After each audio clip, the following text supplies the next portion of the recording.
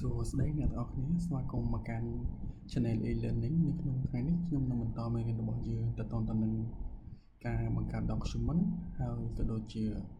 worksheet ផងដែរហើយសម្រាប់វីដេអូថ្ងៃមុនខ្ញុំក៏បានបញ្ចូលអ្នកទាំងអស់គ្នារួចហើយដែរទាក់ទងនឹង social media ហើយនឹងវីដេអូហើយសម្រាប់អ្នកដែលមិនទាន់បានសិក្សានៅមេរៀនចាស់ដើម្បីតាមឲ្យទាន់អ្នកទាំងអស់គ្នាអាចចូលទៅមើលមេរៀនចាស់បានហើយសម្រាប់ថ្ងៃនេះខ្ញុំនឹងបង្ហាញអ្នកទាំងអស់គ្នាអំពី template ដដែលដែលយើងសិក្សាទៅលើ document ហើយនិង worksheet ដូចនេះយើងនឹងចូលទៅកាន់ Canva ទាំងអស់គ្នានេះជាទម្រង់ Canva នៅពេលយើងបាន log in ហើយយើងនឹងឃើញទម្រង់បែបនេះហើយទៅក្នុង present ខ្ញុំបានបង្ហាញរួចហើយដែរហើយទៅក្នុង social media ខ្ញុំបានធ្វើការបង្ហាញរួចហើយដែរវីដេអូក៏បានហើយដែរទៅក្នុងវីដេអូនៅ social media នេះគឺយើងក៏បានបង្ហាញរួចហើយដែរទៅនឹង presentation ក៏ខ្ញុំធ្វើការបង្ហាញរួចហើយដែរហើយសម្រាប់ថ្ងៃនេះខ្ញុំធ្វើការបង្ហាញអ្នកនរគ្នាអំពី document តាមពិតទៅ document ហ្នឹងក៏ដូចជាការដែលយើងប្រើប្រាស់នៅក្នុងកម្មវិធី Word ដែរបើសិនជាអ្នកនរគ្នាបានរៀននៅក្នុងកម្មវិធី Microsoft Word យើងអាចធ្វើការកំភ្លាស់គ្នាបានគ្រាន់ថានៅក្នុង Canva មាន option ខ្លះគឺយើងធ្វើដូចនៅក្នុង Microsoft Word ទេហើយ Canva គឺយើងមិនអាចយកមកធ្វើជា Word ជាលក្ខណៈ skill ដូចនៅក្នុង Microsoft Word ដែរអញ្ចឹងយើងកុំឲ្យរងចាំយើងចូលទៅមើលទម្រង់នៃ document នេះទាំងអស់គ្នា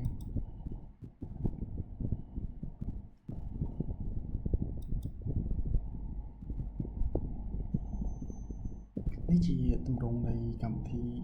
Canva ដែលយើងប្រើជាលក្ខណៈ document អញ្ចឹងនៅក្នុងកម្មវិធី Canva ដូចជានៅក្នុងកម្មវិធី Word ដែរខាងលើនេះយើងអាច add header យើងអាចដូរ font យើងអាចដូរ size ឥឡូវខ្ញុំឧទាហរណ៍មួយ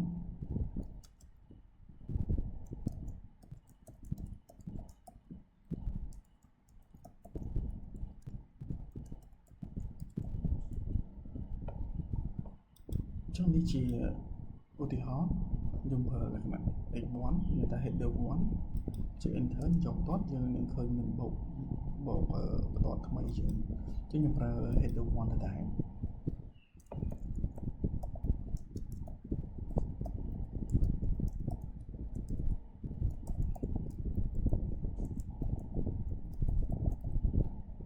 ចឹងយើងបានពីរបន្ទាត់ហើយយើងចង់ឲ្យបន្ទាត់នេះនៅកណ្ដាលយើង select ទាំងពីរ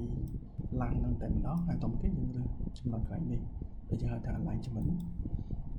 បាទយើងឃើញនៅកណ្ដាលហើយអញ្ចឹងយើងចង់អក្សរនេះចុះក្រោមឬក៏ឲ្យ line នេះនៅជាប់នេះយើងអាចស្រេនឹងចំណុចនេះបាន advanced setting មកយើងឃើញកន្លែង line នេះយើងអាចស្រេក្រោមនេះឬក៏យើងពលាតអក្សរបានយ៉ាងដូចហៅថា line spacing ដូច្នេះយើងប្រើមួយ enter ហើយយើងចង់សេរីកម្រិតយើងអាចចូលម្ដងទៀតហើយនេះគឺយើងសេរីកម្រិតអក្សរហើយជាទូទៅ default គឺ0ហើយខាងក្រោមគឺយើងធ្វើដូចគ្នាបានហើយសម្រាប់ font យើងអាចផ្លាស់ប្ដូរបានដោយយើង select លើទម្រង់ line ទាំងពីរហ្នឹងចឹងទៅហើយដល់នេះយើងដូរ font តែនេះយើង click មកដល់នេះយើងអាចរើស font ដែលយើងស្រឡាញ់ណាយើងស្រឡាញ់ font នេះយើងរើសតាមហ្នឹងមានច្រើនទម្រង់ font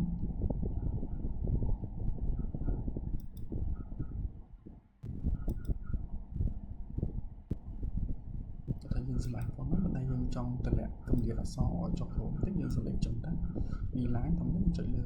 ចំណុច advanced setting ហ្នឹងហើយយើងស្រេចុះតោះហើយទៅទៅនឹង font យើងអាច select យើងអាច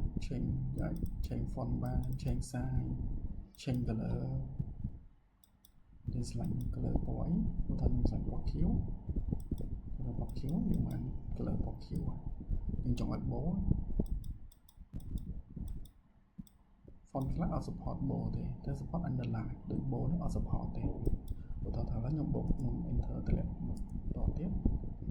យកមកតម្រឹមឆ្វេងខ្ញុំប្រើចូល design សុំទៅចូលអូខេ design ចែកទាញព្រោះបានរត់ template ឧទាហរណ៍ថាឥឡូវ document ហ្នឹងគឺមាន template ប៉ុន្មានឧទាហរណ៍ឡើយខ្ញុំចង់ឥឡូវខ្ញុំនឹងបង្ហាញនៅពេលក្រោយខ្ញុំសូមធ្វើចំណុចនេះសិនឧទាហរណ៍ខ្ញុំចង់សរសេរអត្ថបទតទៅនឹងលិខិតស្នាមឬក៏កិច្ចសន្យាមួយចំនួនធ្វើកិច្ចសន្យាជួលផ្ទះកិច្ចសន្យាបងរួមម៉ូតូឡានឬកិច្ចសន្យាវិញផ្សេងៗយើងអាចធ្វើនៅក្នុង Canva បានដែរឬក៏យើងធ្វើលិខិតស្នាមលិខិតកុងត្រាក៏យើងប្រើនៅក្នុង Canva ជាមួយ Microsoft Word បានដែរអញ្ចឹងឧទាហរណ៍ថាខ្ញុំឧទាហរណ៍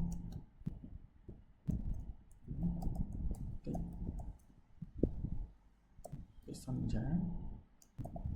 ទិញលក់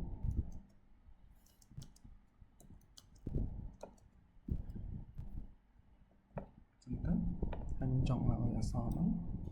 ឲ្យនៅ block កណ្ដាលយើង select ចឹងទៅហើយយើងដល់នៅកណ្ដាលយើងអាចប្រើ align ជាមួយហើយ font ខ្ញុំប្រើ A2 ឬក៏ font ទូទៅយើងអាចតម្លើង font ហើយខ្ញុំប្រើ underline ណា font នេះវា support bold តែ font នេះអត់ support bold ទេអានោះអាស្រ័យលើ font ដែរ font ខ្លះវាក៏អត់ support ទេតែ font មួយចំនួនគឺ support ខ្ញុំប្រើខាងក្រោមខ្ញុំអាចសេដាក់ថាខ្ញុំក៏ខ្ញុំបានចុចចឹងទៅចំណែកសរសេរមកយើងរៀបរាប់ពីនិយមន័យឬក៏អត្ថន័យនៃកិច្ចសន្យាទិញលក់ផងយើងអាចសរសេរនៅក្នុងកម្មវិធី Canva បានហើយចំណុចនេះយើងអាច add through ឬក៏យើងអាចមើលទៅក្នុង template ដែលមានស្រាប់ឧទាហរណ៍ថាឡើយខ្ញុំមើលទៅខ្ញុំចង់បង្កើត CV អញ្ចឹងយើងអាច search មកខ្ញុំចង់បង្កើតជា CV យើងសរសេរមកនេះណាយើងមានជាតម្រង CV បែបនេះឧទាហរណ៍ខ្ញុំចូលម៉ាស៊ីនមកនេះគឺមានតម្រងយើងអត់ replace ទេយើង add ដាក់ថ្មីចាស់យើងណាចាស់យើងវាប្រហែលជា save តួយើងសាប់3%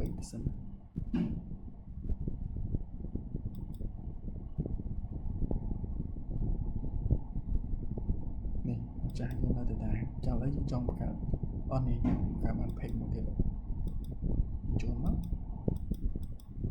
យើងគេបង្កើតជា CV ជាទម្រង់បែបនេះឬយើងអត់ឆ្លាញ់ mode ហ្នឹងទេយើងរើសថែមទៀតយើងរើសអត់ទៀតឬរហូតដល់ mode ដែលយើងឆ្លាញ់យើងអាចសាកសិននេះ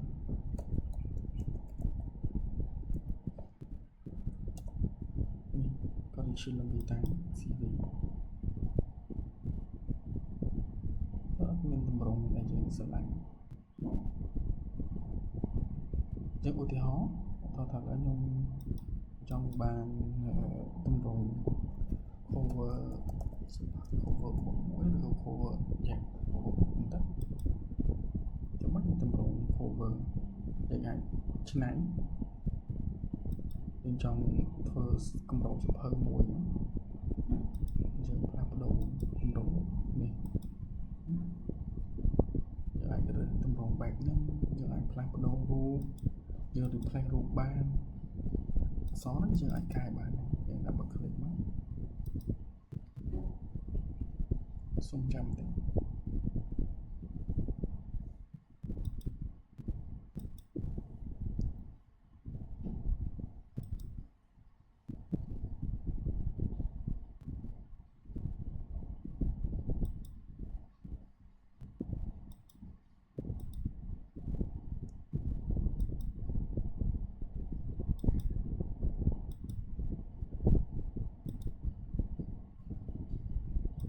យើងកែបានតែយើងកែបាននោះដាក់បន្តិច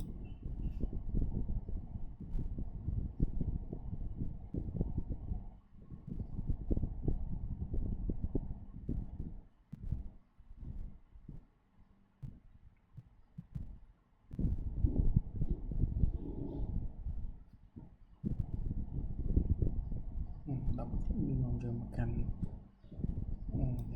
chứ giờ cài bán cái letter from the CEO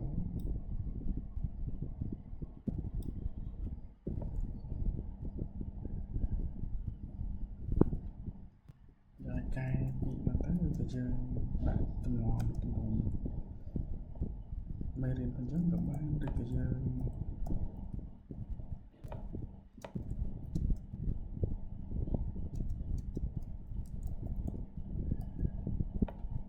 một thì họ xéo cái gì giờ cài bạn anh tới giờ anh đi cài bạn kia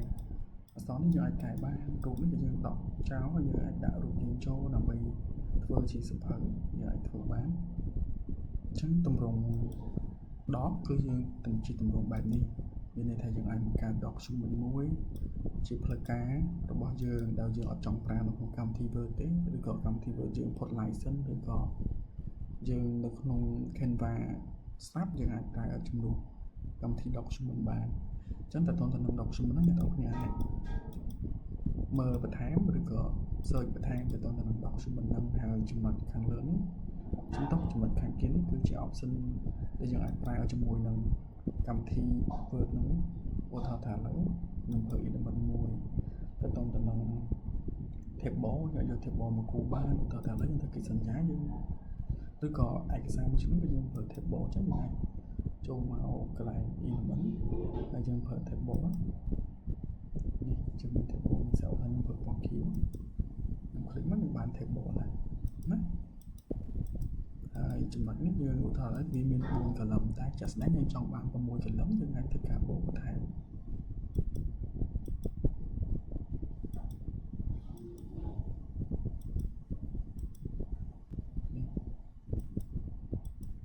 hay rốn nhưng trong ban rổ buồn cả lóng như anh bộ thẻ mà buồn cả lóng cho như trong dân trong thành cỡ dân này cỡ bán dân cỡ cho khổ cho sang tại cho thằng mình cho mẹ tập bọt cho sao thùng thùng bé rổ mới tích tích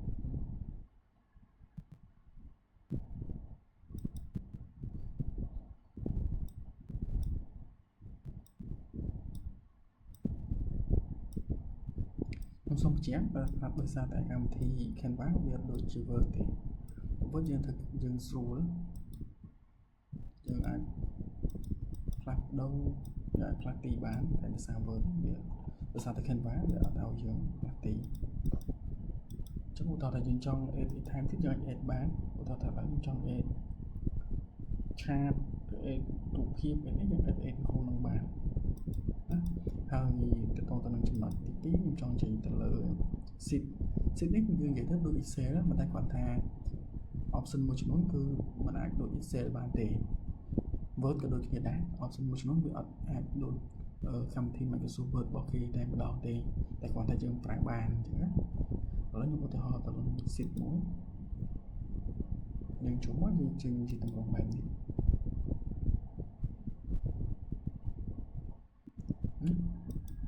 miền Cẩm Lâm miền rô nó Phú Thọ là Phú Thọ nó nè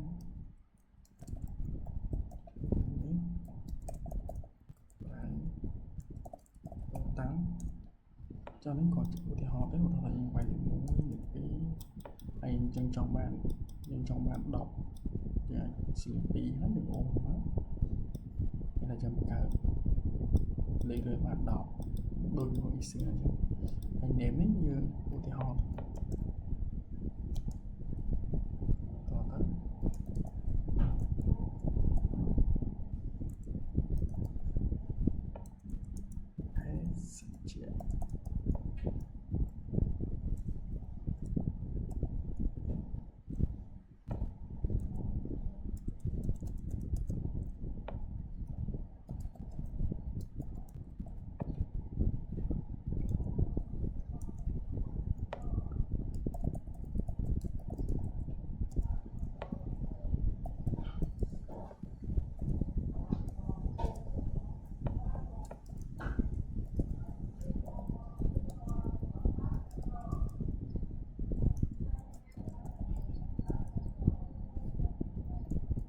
មកជាឧទាហរណ៍ចង់ធ្វើការកណនីចូលអ្នកនរគ្នាមើលថា zip ក៏យើងអាចប្រើដូចជាទម្រង់របស់ Microsoft Excel ដែរ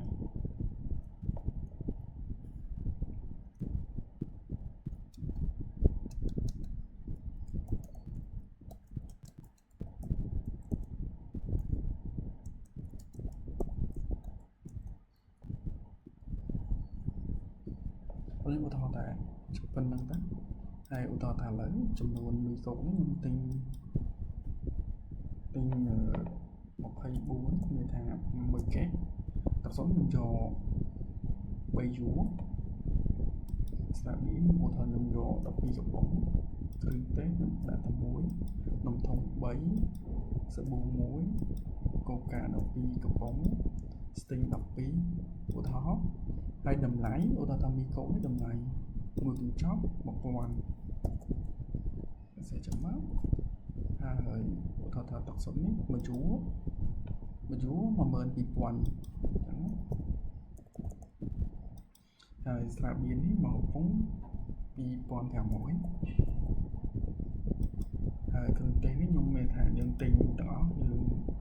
ឡាំសាំចូលគ្នានេះខ្ញុំដាក់តែមួយទៅហើយយើងបូកទៅអស់30000ហើយនំធុងនេះមួយធុង12000សាប៊ូ20000កូកាមកកំប៉ុង1500ស្ទីង2500យើងអាចកាត់កាបៀបានឧទាហរណ៍ថាចង់អេតសូមពីក្រូចយើង select ចឹងទៅហើយយើងអេតជាងបាញ់យើងអេត2ចឹងទៅហើយឧទាហរណ៍យើងចង់ឡាំយើងចង់បោកឬយើងចង់ដឹងចំនួនមកកំប៉ុងឧទាហរណ៍ថាមកកំប៉ុងអត់សំទុះមីមកចប់1000ទៅ24កញ្ចប់តែឃើញប្រមាណយើងអាចធ្វើការកណនីបានប្រើប្រមូលមកយកចំនួនគុណនឹងតម្លៃធ្វើនេះ24000ចែកអូមកយើងដឹងថាចំនួនផ្សេងផលិតផលផ្សេងអស់ប្រមាណវាអាចធ្វើការកណនីចឹងបានអញ្ចឹងឧទាហរណ៍ថាកន្លែងនេះយើងចង់ប្រឡោះនេះយើងអាចបូករោបន្ថែមឧទាហរណ៍ថាចំណុចនេះយើងត្រូវថែមនៅចន្លោះនោះវាយើងអាចបានយើងអាចលុបបានមកស្ដាប់យើងយកពាក្យថា delete row ដូចតែនៅក្នុង Excel ដែលយើងតែគ្រាន់ថានៅក្នុង sheet នេះគឺมันលម្អិតឬក៏ស៊ីជម្រៅដូចដែលយើងប្រើនៅក្នុងកម្មវិធី Microsoft Excel ទេយើងប្រើនៅក្នុង Canva នេះគឺគ្រាន់តែជាចំណុចមួយដែលយើងអាចយកមកប្រើជំនួស Excel ម្ដងម្កាលអញ្ចឹងចំណុចផ្សេងទៀតក៏ដូចតែគ្នាដែរទេយើងអាច merge cell split យើងអាចដាក់ border លេងពណ៌លេងមួយអក្សរដូរពណ៌ចឹងទៅហើយពណ៌អក្សរនឹងប្រើពណ៌អក្សរ